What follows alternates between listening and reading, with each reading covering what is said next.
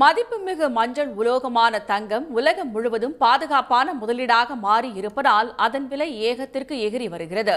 தற்போதைய சூழலில் தங்கம் மற்றும் வெள்ளியின் விலை உச்சத்தை நோக்கி பயணிக்கவே அதிக வாய்ப்புள்ளதாக பொருளாதார நிபுணர்களும் வர்த்தகர்களும் கூறுகிறார்கள். மார்க்கெட்ல டாலர் மேல நம்பிக்கை போயிடுச்சு. அந்த டாலர்ல இருக்கிற நம்பிக்கை குறைஞ்சதுனால எல்லா சென்ட்ரல் பேங்கரும் கோல்டை டாலரை வித்துட்டு கோல்டு வாங்குறாங்க. இந்த ஒரு மாசத்திலேயே 25% ஏறி இருக்கு. இதே பூமில இந்த பூமில மேக்சிமம் 25 போகும்னு நினைக்கிறேன். ஆனா என்ன நீங்க 1ஆம் தேதி என்னைக்கு கேட்டிருந்தீங்கன்னா 19,000க்கு 30ஆம் தேதிக்குள்ள வரும்னா இல்லைன்னு தான் சொல்லியிருப்பேன். அதனால எக்ஸாக்ட் நம்பர் சொல்ல முடியாது. இதுக்கு காரணம் என்னதுன்னு கேட்டிங்கன்னா, எல்லாம் geopolitics or economic uncertainty or interest rate cuts சொல்லுவாங்க. இதெல்லாம் காரணமே இல்லை.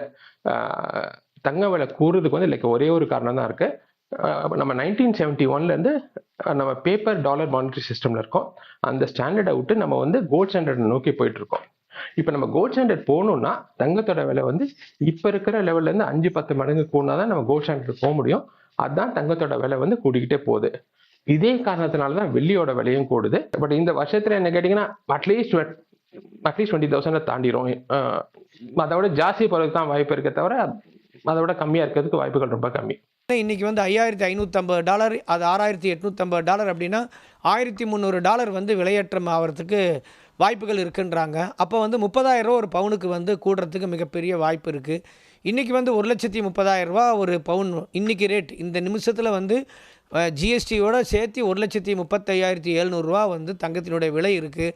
அந்த மாதிரி வந்துச்சு அப்படின்னா $1,65,000 ஒரு பவுன் வர்றதுக்கு மிகப்பெரிய வாய்ப்புகள் இருக்குது.